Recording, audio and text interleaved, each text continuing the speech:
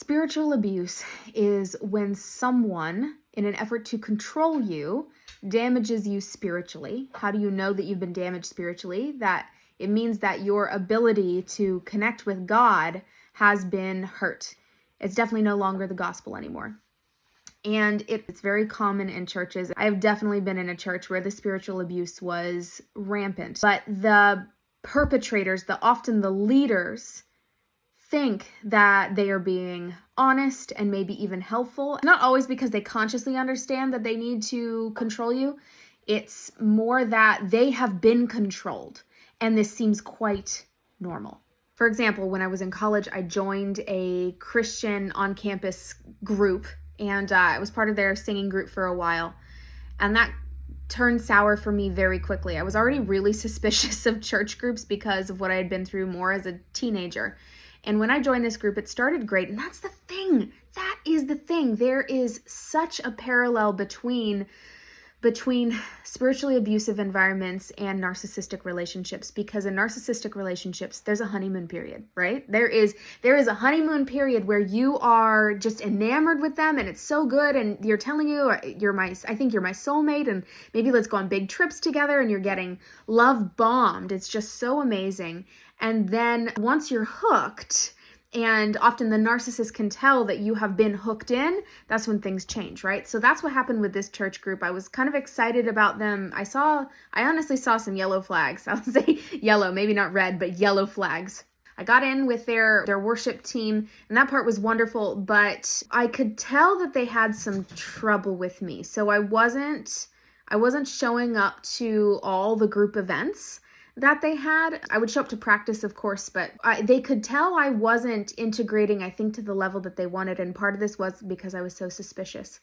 And I still remember this one time I had this one girl, she's like, "Hey, I want to meet with you." We set a time, go to the cafeteria, and she shows up with 3 other people. And they all sit down with me, and have you ever sat in a room of people and they're all looking at you and you can tell they've all just been talking about me? All 4 of these people that were surrounding me had a strategy, and they were using it on me. And the next hour, I was just trying to eat my lunch. I endured this ambush of who am I and what is my problem. And it did not stop. The interrogating questions and why are you like this? And I shared a little bit of my experiences in a church when I was a teenager. And it did not stop. I'm still mad at myself for this. It did not stop until I cried. And suddenly they were like, oh, yeah, they felt that I think from their perspective, they felt they had reached my point of breakthrough. For me, I had just been treated badly. To be interrogated, for people to try to find and pry into anything you say, it could be a problem. I just felt incredibly uncomfortable, and I just couldn't take the onslaught anymore of this ambush, and I cried. I still wish I hadn't. And then they took something I had said that I was very vulnerable with, and I said, sometimes you just have to be your own island. And that's what I found in my life. Sometimes I just gotta learn to be by myself.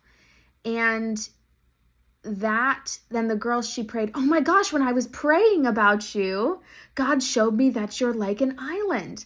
And maybe if she had approached me as she told me she would, which is, she was the one who had originally said at the meeting, it was just me and her, and she had felt like she was actually trying to be compassionate and like get to know me and maybe what I thought about myself instead of, and if I had offered, I think I have a problem, versus her telling me I have a problem, maybe I would have taken that differently as maybe a method of support. But that just, I still remember it. Something's wrong about that.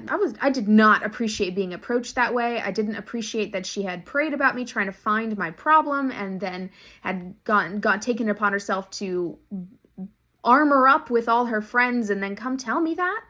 And I stayed in the group for probably about a month after that, just getting more and more disconcerted. And I am so grateful to my best friend in college who's a Christian and not in the group, and my fiance, a Christian and not in the group. because when they talked to me, they got more and more angry over how I'd been treated. And my fiance, who's now my husband, and my best friend had my actual best interests in mind. They didn't need to control me. Because I was not conforming to the group, they had to single me out, break me down, hence getting me to the point of tears, and then saying, we have the solution for you. You need us. So you better conform.